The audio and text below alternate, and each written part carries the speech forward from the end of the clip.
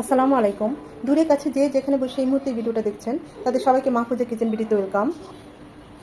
শিক কাবাব করব, বিফ শিক কাবাব। একই রেসিপিতে আপনারা চিকেন করতে পারেন, মাটন করতে পারেন, সেম রেসিপি ফলো করে অসম্ভব মজা হয়। আমি ঘরে এটা প্যানে করেছি, তাওয়ায় প্যানে। খুবই মজা হয়, দেখতেই পাচ্ছেন কতটা ইয়াম্মি হয়েছে। আজ আমি একই রেসিপি ভিডিওতে দুই ধরনের শিক করে আপনাদের দেখাবো। আপনার বিফটা সিদ্ধ করে করেছি এক ধরনের শিক, আর এভাবে বিফটাকে কাঁচা রেখে এই শিকটা করেছি। এটা হচ্ছে বিফটা সেদ্ধ করে এই শিকটা করেছি, আদা রসুন আর লবণ দিয়ে সেদ্ধ করে নিয়েছি। তারপরে এরকম করে ঠিক সেম মশলা সেম সব কিছু দিয়ে, যেটা এই শিকগুলো যেভাবে কাঁচাটা করেছি, একই মশলা একই রেসিপি সব একই রকম ফলো করেছি, শুধু আদা রসুন আর একটু লবণ দিয়ে এই বিফটাকে আগে সেদ্ধ করে নিয়েছি। এছাড়া আর কিছুই না, দুটোই সেম। টেস্টের ক্ষেত্রে, স্বাদের ক্ষেত্রে কোনো হেরফের নাই যে একটু বেশি বা একটু কম, কিন্তু এটা করতে যেমন একটু সহজ হয়ে যায়। সবসময় আমরা যারা খুব একটু কাজের মধ্যে থাকি, এটা করলে একটু আর্লি আর্লি করা যায়, এই আর কি, আর কিছুই না। স্বাদে গন্ধে একই রকম। তা আমি কীভাবে আজকে শিক কাবাবটা ঘরে তাওয়াই করেছি সেটাই আজকে আপনাদের সাথে শেয়ার করব।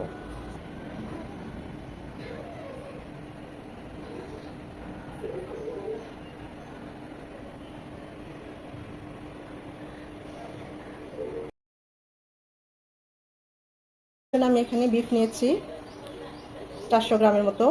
আমি বিফের যে মাংসগুলো একদম সলিড মাংসগুলো একদম পাতলা পাতলা করে কেটে নিয়েছি।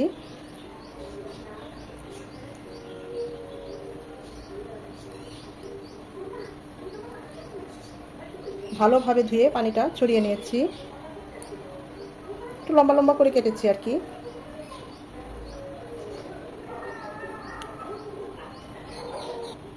এখন এখানে দিয়ে দিব 2 টেবিল চামচ পেঁয়াজ বাটা, 1 টেবিল চামচ আদা রসুনের পেস্ট, কুচু করে 1 চামচ শুকনো মরিচ গুঁড়ো, 1 চামচ একদম সমান করে হলুদ গুঁড়ো, বেশি দেওয়া যাবে না, আবার হলুদের গন্ধ করবে। 1 চামচ কুচু করে ভাজা জিরে গুঁড়ো, 1 চামচ গরম মশলা গুঁড়ো, হাফ চামচ একটু বেশি জায়ফল জয়ত্রী গুঁড়ো, 1 চামচ গোলমরিচ গুঁড়ো। এখানে হাফ কাপ টক দই আর হাফ কাপ পেঁয়াজ ভেরেস্তা, এই দুটোকে একসাথে ব্লেন্ড করে নেব। টক দই আর পেঁয়াজ ভেরেস্তার যে ব্লেন্ড করে নিয়েছি সেটা দিয়ে দিচ্ছি, স্বাদ মতো লবণ, 1 পিস লেবুর রস,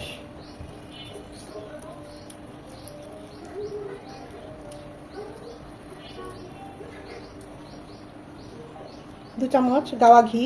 এখানে আমি ঘি দিলাম, আপনারা চাইলে সরিষার তেল দিতে পারেন বা নর্মাল সয়াবিন তেলও দিতে পারেন। আমি ঘিটা দিলাম, ফ্লেভারটা খুব ভালো আসে। নর্মাল রেগুলার তেল দিলেও হবে বা সরিষার তেলটাও দিলে হবে, যার যেমন যেটা হাতের কাছে থাকে। আবার চাইলে এখানে আপনারা 1 চামচ বা 2 চামচ কাবাব মশলাও দিতে পারেন, বা কাবাব মশলা না থাকলে গরম মশলাটাও দিলেও হবে। এখন এই সব কিছু আমি খুব ভালোভাবে হাত দিয়ে মাখিয়ে নেব।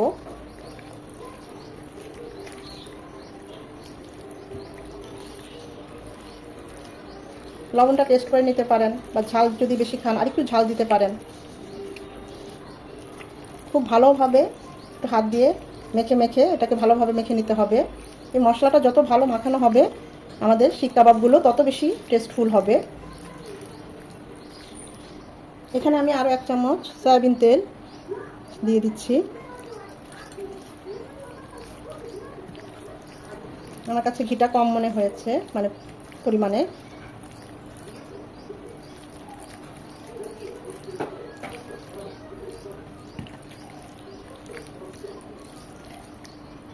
সব কিছু ভালোভাবে মেখে নিয়েছি। এখন এটা আমি হোল নাইট, পুরো রাত এটা নর্মাল ফ্রিজে রেখে দেবো।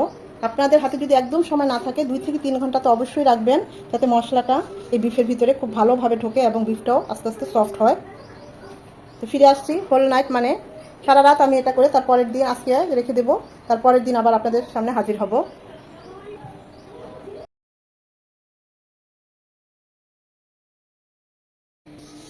হোল নাইট বিফগুলো মেরিনেশন করে রেখেছি, দেখতেই পাচ্ছেন একদম মাংসর গায়ে গায়ে মশলাগুলো লেগে গিয়েছে, শুকিয়ে গিয়েছে অনেকটা মশলাটা। এখানে আমি করেছি কি, আরও কিছু বিফ গরুর মাংস এরকম ছোট ছোট করে টুকরো করে সেদ্ধ করে আদা রসুন বাটা আর লবণ দিয়ে সেদ্ধ করে সেটাকে আবার এই মাংসগুলো মানে এই বিফগুলো যেভাবে ম্যারিনেশন করেছি, যা যা মশলা দিয়েছি সেম রেসিপি, সেম মশলা দিয়ে এগুলো মাখিয়ে হোল নাইট একসাথে রেখে দিয়েছিলাম। এগুলো শিক করব। এটা সেদ্ধ করা গরুর মাংস টুকরো করা, আর এটা সেদ্ধ ছাড়া কাঁচা, এটা একদম পাতলা করে স্লাইস করে শিকটা করব। এটাও দেখুন একদম গায়ের সাথে লেগে গিয়েছে মশলাগুলো। হোল নাইট থাকার পরে মানে ম্যারিনেশনের পর খুব সুন্দরভাবে মশলাগুলো মাংসের সাথে খুব ভালোভাবে মিশে গিয়েছে। আধা ঘন্টা আগে করেছি কিছু স্টিক্স, এভাবে পানি দিয়ে বোতলের ভিতরে ভিজিয়ে রেখেছি। এতে হবে কি, আমরা যখন শিকগুলো ভাজবো তখন কাঠিগুলো ভিজা থাকবে, সাথে সাথে পুড়ে যাবে না। তো এখন আমরা শিকগুলো বানাবো এবং ভাজবো। এর আগে হাত দিয়ে আরেকবার এভাবে মানে বিফগুলোকে আরেকটু মেখে নেব উল্টিয়ে পাল্টিয়ে, যেন মশলাগুলো খুব ভালোভাবে লেগে থাকে। আমি কিভাবে কাজটা করছি আপনারা দেখে হয়তো বুঝতে পারছেন।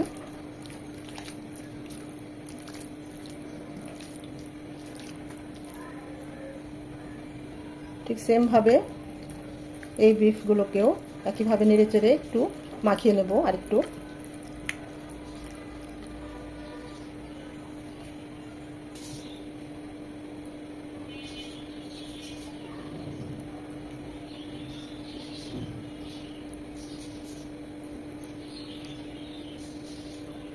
তো এমনভাবে পেঁচিয়ে দিতে হবে, একটার সাথে আরেকটা অবশ্যই লাগিয়ে দিবেন যেন ফাঁক না থাকে।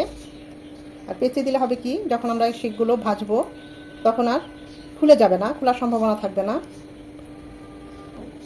একটা শিখে মিনিমাম 3টা স্লাইস দিলেই হবে। আপনার চাইলে আরও বেশিও দিতে পারেন বা দুটোও দিতে পারেন, যার যেমন ইচ্ছা। তবে সামনে পিছনে দু জায়গাতেই একটু ফাঁক রাখতে হবে। এগুলো যখন আমরা ভাজবো তখন এগুলো ভাজতে সুবিধা হবে এবং ধরতেও সুবিধা হবে। আমি এভাবে উল্টিয়ে এইভাবে উল্টিয়ে পাল্টিয়ে মানে বাঁকা করে তারপরে দিচ্ছি, একদম সমান করে স্লাইসগুলো দিচ্ছি না। আপনারা দেখে হয়তো বুঝতে পারছেন। আমি 3টে করে স্লাইস দিলাম, এভাবে বাকি শিকগুলো বানিয়ে নেব। এখানে আমার 7টা শিক হয়েছে। আমি অবশ্য পরে আরও একটা করে শিট মানে মাংস গরুর মাংসের এটা স্লাইসটা আরেকটা করে দিয়েছি।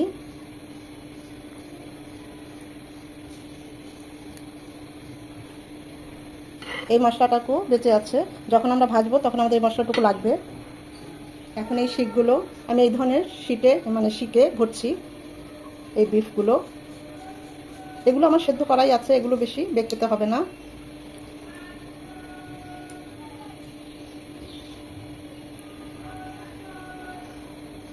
আমি 3টে করে দিচ্ছি। এই শিকগুলো মানে কাঁথা হয়ে গিয়েছে। এখন আমরা চুলায় চলে যাব।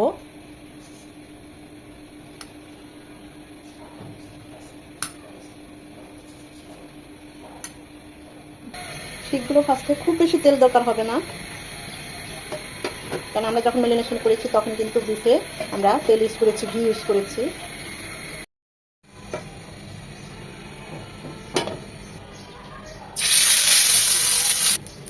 কাঠিগুলোকে ছোট করে দিলাম, বড় হয়ে যায়।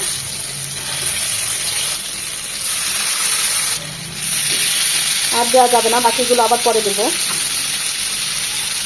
আমি তো শিকগুলো সয়াবিন তেলে ভাজছি, আপনারা চাইলে সরিষার তেলেও ভাজতে পারেন, আবার সয়াবিন তেলে দিয়ে ভেজে এখানে 2 চামচ ঘিও দিয়ে দিতে পারেন, ফ্লেভারটা খুব ভালো আসে। তো প্রথম অবস্থায় 5 মিনিট চুলায় একদম হাই হিটে থাকবে, তারপরে লো টু মিডিয়াম হিটে আস্তে আস্তে ভেজে নেব, কারণ আমাদের এই ডিশগুলো কাঁচা।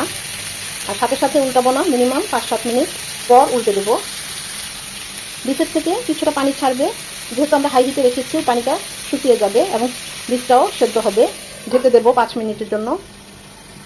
এই পাশে চুলায় দিয়ে দিচ্ছি সরিষার তেল।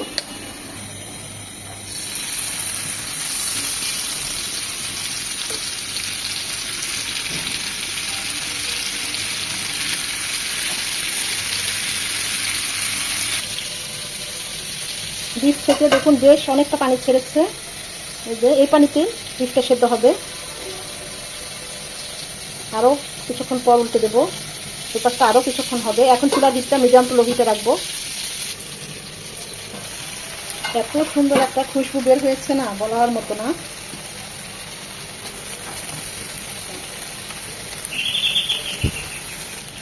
এই পাশটাও আরও 5 মিনিট এভাবে ঢেকে কুক করে নেব।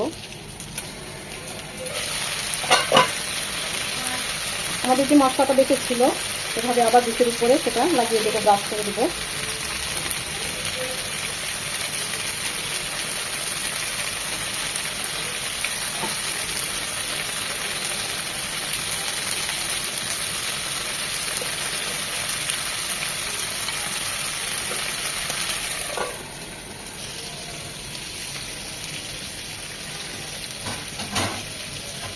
ওই পাশে শিকগুলো হয়ে গিয়েছে আরও আগে, কারণ ওগুলো সেদ্ধ ছিল আর এটা কাঁচা ছিল, তাই এটা খুব আস্তে আস্তে এভাবে উল্টিয়ে পাল্টিয়ে ঠিক এইরকম পোড়া পোড়া হতে হবে, তবে চুলা বাড়িয়ে না।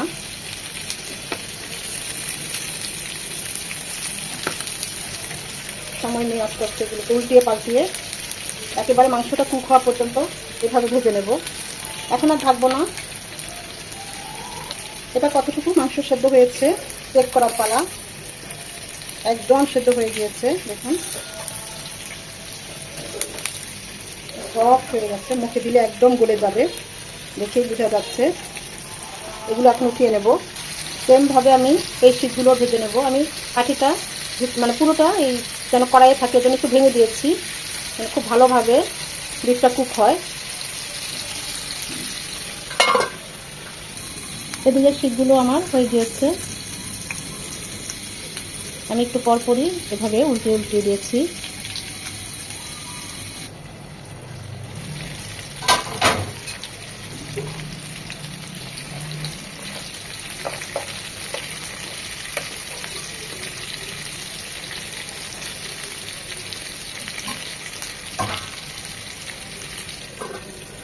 এগুলোকে আরেকটু স্মোকি ফ্লেভার করার জন্য এখানে আমি ধোয়া ওঠা কয়লা দেব, সাথে সাথে ঢেকে দেবো যেন স্মোকি ফ্লেভারটা আমাদের শিকের মধ্যে ভালোভাবে মিশে যায়।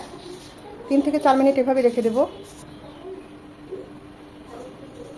ঠিক সেমভাবে এই শিকগুলিতেও অনেক গরম, এভাবে ঢেকে দেব যেন কয়লার স্মোকি ফ্লেভারটা এই শিকগুলিতেও মিশে যায়। মাশাআল্লাহ, এত সুন্দর একটা খুশবু বের হয়েছে না, মানে কি বলবো, পুরো ঘর শিক কাবাবের গন্ধে ছেয়ে গেছে। এগুলো হচ্ছে যে শিকগুলো আমি সেদ্ধ করে নিয়েছি সেগুলো।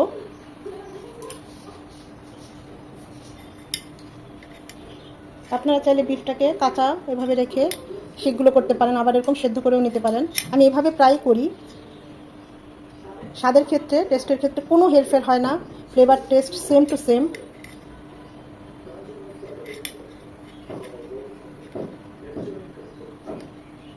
অত্যন্ত মজার, লোভনীয়, খেলে একদম মুখে লেগে থাকবে অনেক দিন এর স্বাদ, এইটুকু অন্তত বলতে পারি।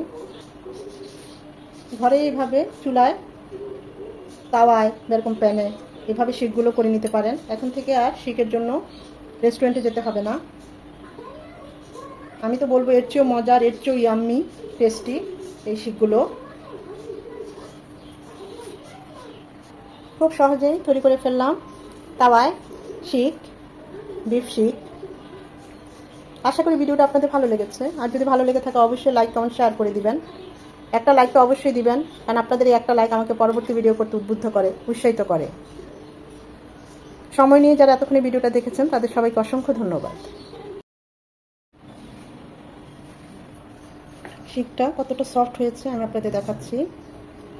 এই যে দেখুন, একদম সফট হয়ে গিয়েছে, হাতে দিলেই গলে যায়, একদম সফট। এই পাশ থেকে আরেকটা দেখাই, এটাও একদম সফট।